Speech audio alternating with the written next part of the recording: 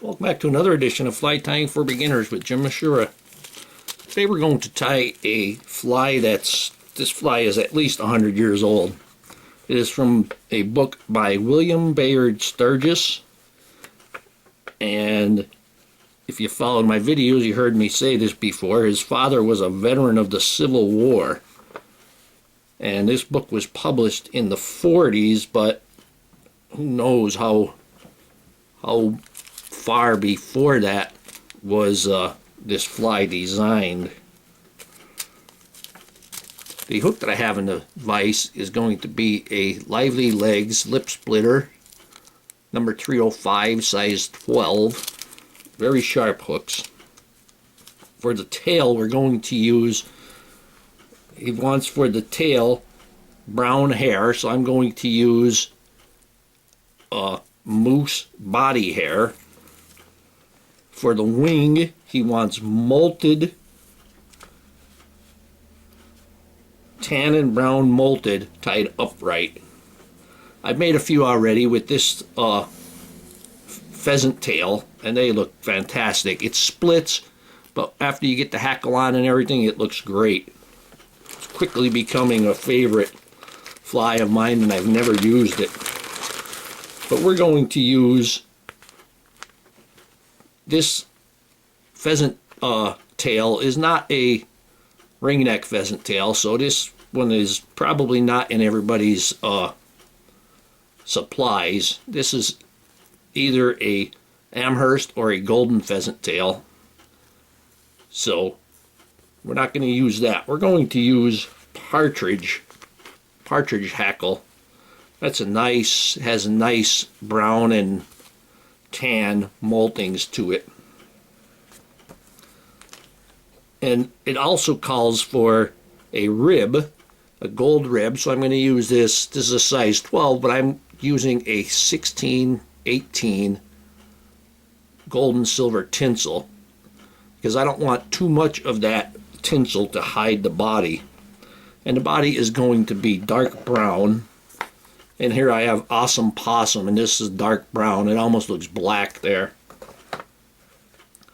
And I'm going to use a black thread. And the hackle is going to be a brown hackle. It says in the book brown, but here I have a grizzly dyed brown or dark ginger. And I'm going to use black thread, like I said, and we're going to get started. We're going to start behind the eye. We're going to hold at 45, and we're going to come back halfway. And then we're going to come forward half of that amount, and that's where we're going to put our wing. Now I'm going to take one or two Partridge hackles, and here I have two Partridge hackle. I'm going to put them back to back. I'm going to grab them and hold them by the front there. And we want our wing to be about the length of the hook shank. About the length of the hook. I'm going to give it a loose loop. Bring it around. Pull it straight down. You can see them popping up. And then holding it tight still and tight on that thread, we're going to go and wrap it back. It may roll on you there a bit. You just have to pull it back up to the top. We'll get a few wraps on there, and we're going to trim off the rest. We're going to go ahead and trim that at a bit of an angle, or at a steep angle. And then we're going to bring our thread back for the tail. Since we're already going in that direction, we'll pick the wing up when we get back up there. And we want to bring that tail, that thread, just inside the point of the hook. Now for the tail, like I said, we're going to use that moose mane, and I'm going to take about 6 or 8 fibers. And that is it. Just a very small amount. Go ahead and trim them off. If you have a piece of I said moose mane, but this is moose body hair. If you have a piece of the moose body hair, it's a good idea to grab what you want and pull them away from the rest so that you only trim off the ones that you need. Go ahead and pull any loose fuzz out. Put that in my hair stacker. Just very quickly. And I lifted my hair stacker a bit, and then I'll have more hair sticking out. We're going to go ahead and measure this, and we want it to be about the length of the shank, maybe the length of the body from the wing back. But if it ends up a little bit longer, that's not a big deal. I'm going to hold them there, holding them a little bit towards me, give it a loose loop, pull it straight down, and they're going to pull up to the top. Give it about 3 wraps there. Take your thread and put it underneath the tail, and then go right back on top. Watch that hook point. And then we're going to trim that off. I'm going to leave a little bit of a tag, so when I bring my thread back up, I will get it in there better. Now I'm going to take my hackle now, and I'm going to give that the crew cut. I'm going to stand these up just like this.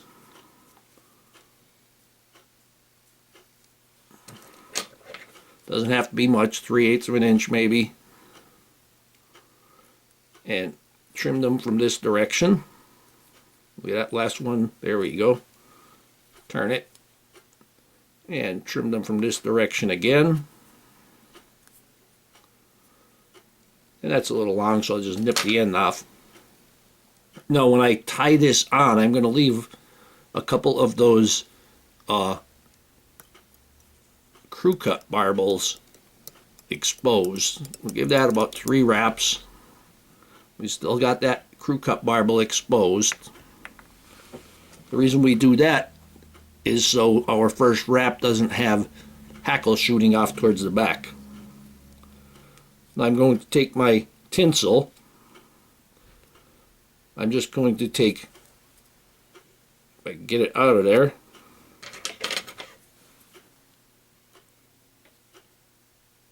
and here we go. I'm going to take 1 wrap off the tinsel, and that'll be plenty.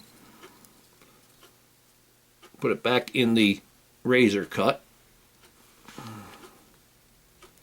and trim that off. Now when I tie this in, I'm going to tie it in with the gold side to the shank, because he wants a gold rib on there. And with 2 colored tinsel, the color you want to be exposed when the fly is completed is the color that you tie towards the shank. I could go ahead and wrap up that, clean up that body there a little bit. Now I'm going to turn my fly over so that I have room for the dubbing, to put the dubbing. I'm going to take my dark brown Awesome Possum. Remember, less is more when you're using dubbing. You can always add more. Nice skinny little noodles.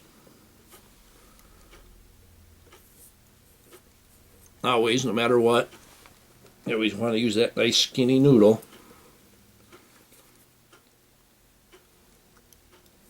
Your dubbing should actually float in the air.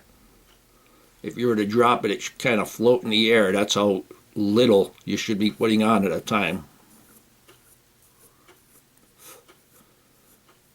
And there we go. Now I'm going to go ahead and wrap this. Make sure I'm right back to the tail.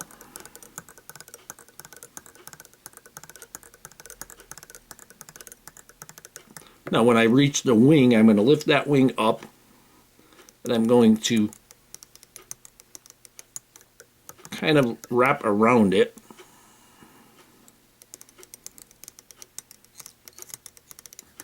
Now that I'm here, I can take it and I can split it. And because we put them back to back, they're split pretty well now. Now when you go to split your wing, you don't want you to start your split with the thread all the way up here. You want that thread directly underneath or right at the base of that wing.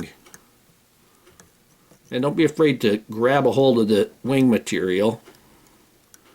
Bring it down right at the base. Right at the base.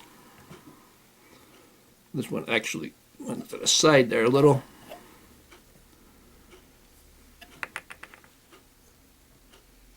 Okay, and there we have our wing. I'm going to add just a little bit more of the dubbing on there. I want a little bit of dubbing. I want that dubbing to go in front of that wing also.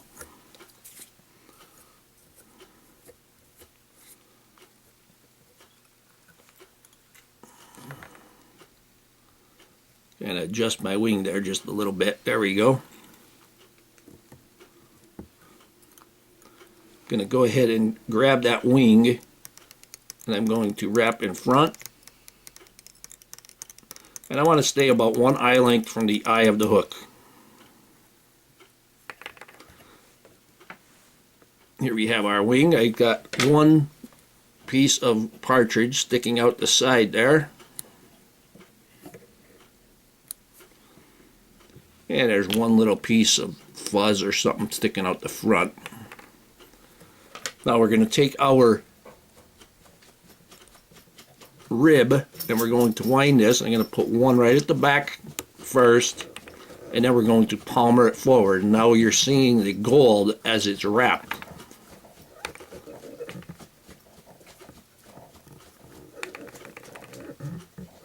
And we're going to bring this right to the wing. And then I'm going to take that right in front of the wing.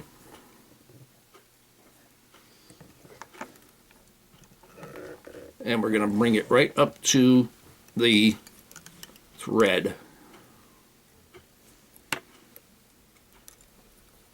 Keep that thread tight always. You don't have to pull on it, but you want to keep it tight. Fold that tinsel back and put a couple wraps in front. Now I can trim off that tinsel. And now all we need to do is palmer that hackle. We're going to take 1 right around the butt section first, and then we're going to start wrapping this. And our wraps are going to be right in front of that gold tinsel. And you're going to be seeing that gold tinsel through all of the body and hackle. Right there, and 1 last right up to it. We're going to tie this off. Remember, hold that hackle at a 90 degree from the shank, and that will help to prevent hackle barbels from going forward on you. And again, just like with the wing, keep that thread right there so you're putting 1 wrap right on top of the previous. I'm going to take everything and kind of pull it back, and I'm going to make the head.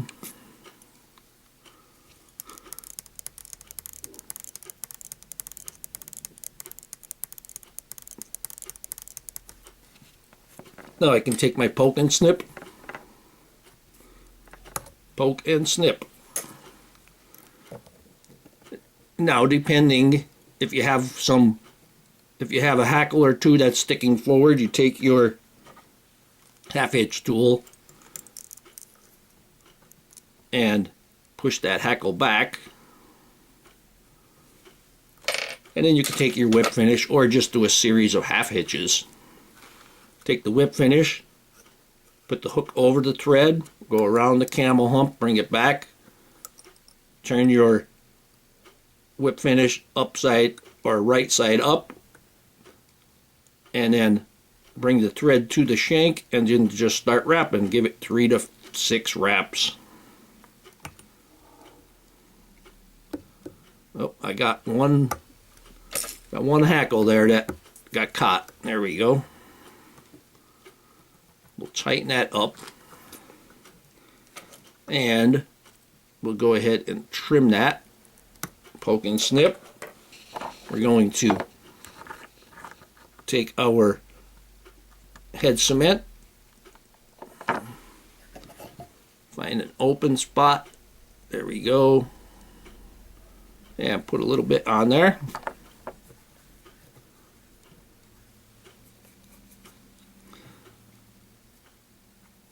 Now this fly, I would use this in a March brown hatch.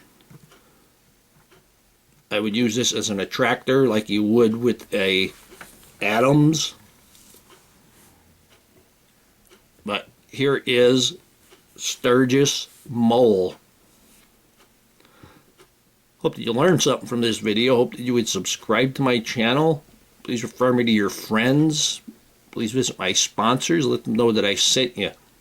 Leave comments, questions, suggestions. If you'd like to purchase this or any flies that I make, go to etsy.com/shop/theflymanjim.